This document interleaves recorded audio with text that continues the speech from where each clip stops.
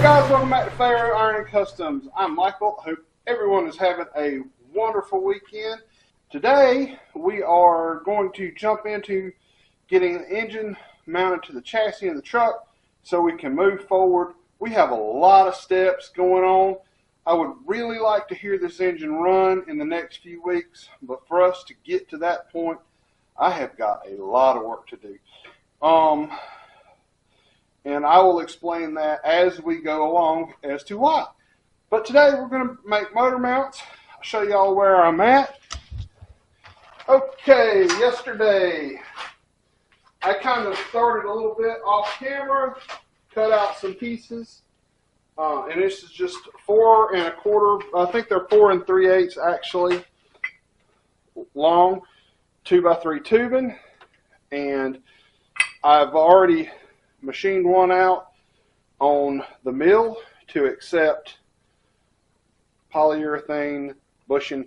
I think you find these under Boulder bushings or polyurethane bushings. You can buy them for 2. They're $25, and we're using 8 foot of 2x3 by 3/16 tubing. So you know, you can figure we got about 30 bucks in this set of motor mounts. There are a few other ways you could go about this. I have a set of these style engine mounts, which are your, I'm not sure exactly how they go together, but are your biscuit type mounts for your hot rod. I think I may not use them either. I had bought these to change the motor mounts. I do not like the motor mounts in the Voltrod. Also, we could have used just the stock mount and built a bracket inside the truck for the chassis to use a stock mount, but I think this is going to be simpler. Like I said, just a piece of 2x3, your actual polyurethane bushing shell, weld it up. We're going to do some more shaping on this here in a little bit when we get the other one cut out. But like I said, just kind of bringing y'all up to speed. We're going to get the mill fired up. Guys, you do not need a mill to do this. You can cut this hole with a hole saw. You could cut it with a cut it out with a zip blade and shape it with a hard stone and a side angle grinder. I'm using a mill because I have a mill. I want to stress, you do not need a mill to do this. You just need the will to do it and to get out there and do it. I'm going to tell you, it's hard. It has been hard this week for me to find the will to get out here and do this.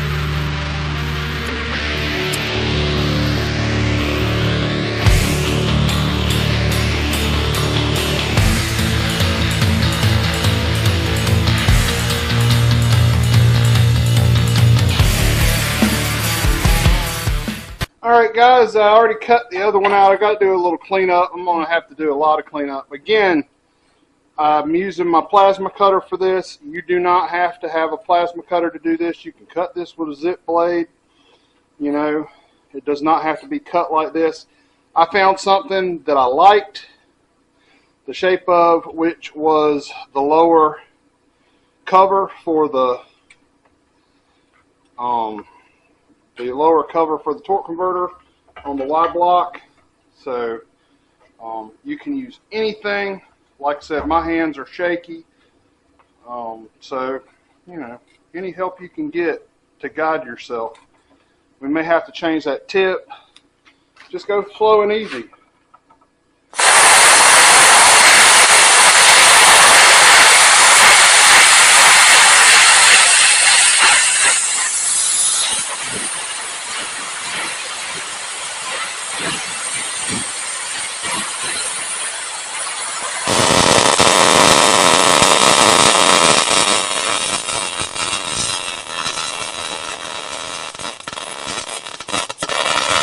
Alright guys, that was exciting. I set the trash can on fire.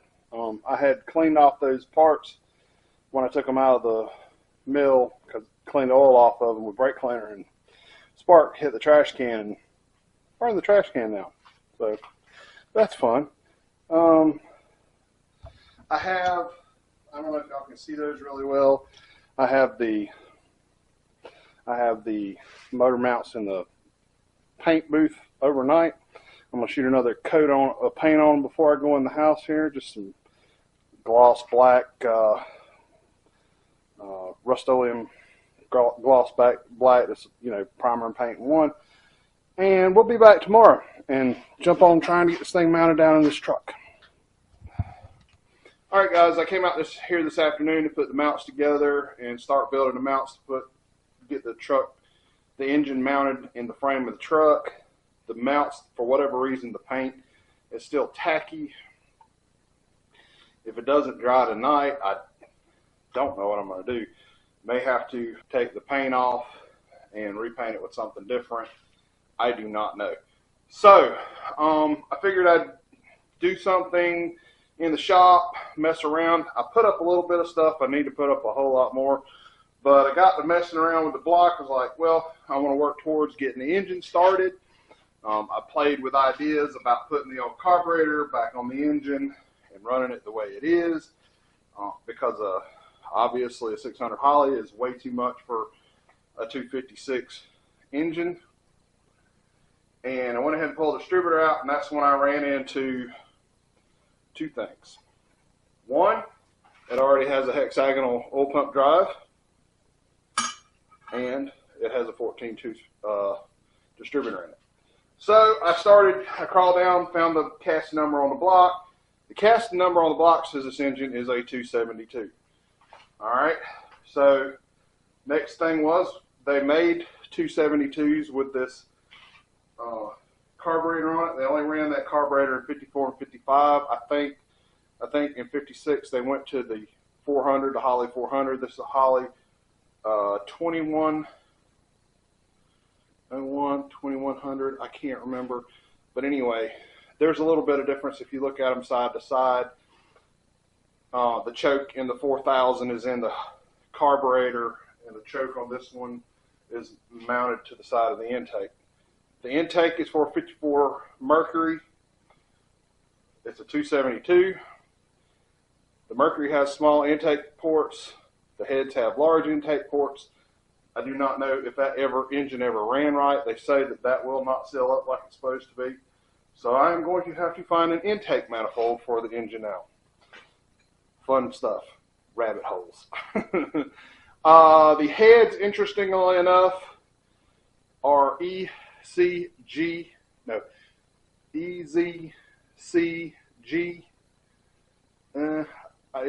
It's either a 8.5 or 9-to-1 compression engine, so it probably makes way more than 165 horsepower. I'll have to look the horsepower up, but anyway, I'm gonna go look for an intake manifold, and I'll be back tomorrow. Hopefully these mounts will be dry and we'll put it on. All right, guys, and there they are.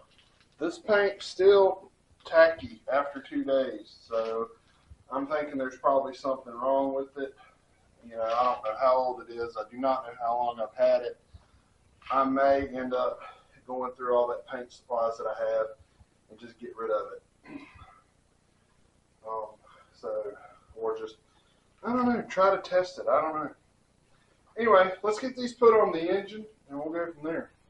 Alright guys, I went ahead and pulled the intake manifold off of this because I wanted to change the position of the chain to help me lift this engine more in a more equal side to side, more equally side to side. Anyway, I want y'all to look at that. Okay, so those are late model ports for a Y block.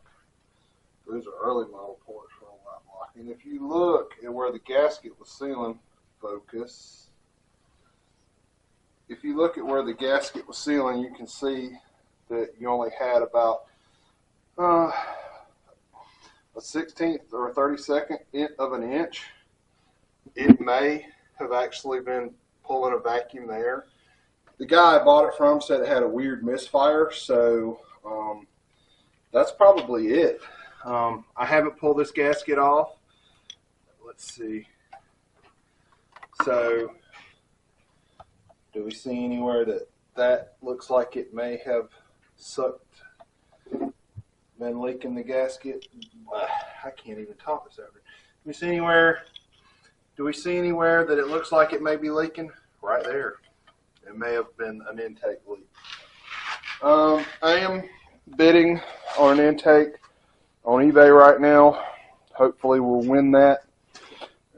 4-barrel intakes for Y blocks are extraordinarily expensive.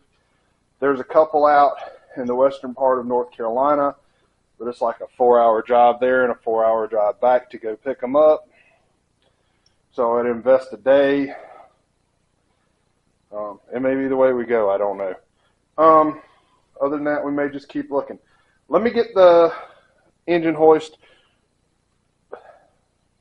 hooked back up, jack this up, and we'll put some mounts on. Alright, there they are, mounted on the engine. And I have spent quite a bit of time getting the engine centered up in the chassis.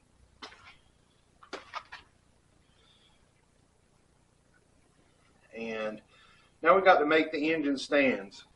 I'm going to run out of time this week to get that done. So we're going to get this video out to you. I'm probably going to make some sort of joke in the thumbnail about Y block drama. But guys, I really love this engine. It is so, I don't know if elegant is the right word. It's this perfect transition between what the flathead, the 8BA, and what come after the modern pushrod V8. Of course, it's funny to say the modern pushrod V8 because we got V8s with dual overhead cams now, but it's just like, to me, it's that segue, and it's just, I love it. I'm hoping this motor turns out and runs great. If it doesn't, I'm going to tell you I'll probably look for something else. Since this is a 272, I'll have to do research. I think you can punch them out to 292, so I don't know. Let's just hope it runs good. And I'll let y'all know something about the intake next week. That's it. That's all I got this week. Like I said, I'd hoped this would be mounted in and we'd be started on the front suspension, but I also didn't think that I would be pulling the intake off of it and trying to find an intake and having problems with paint and all that kind of stuff. But this is stuff you run into, when you're messing with stuff, and, especially stuff that other people have worked on. I'll see y'all next week.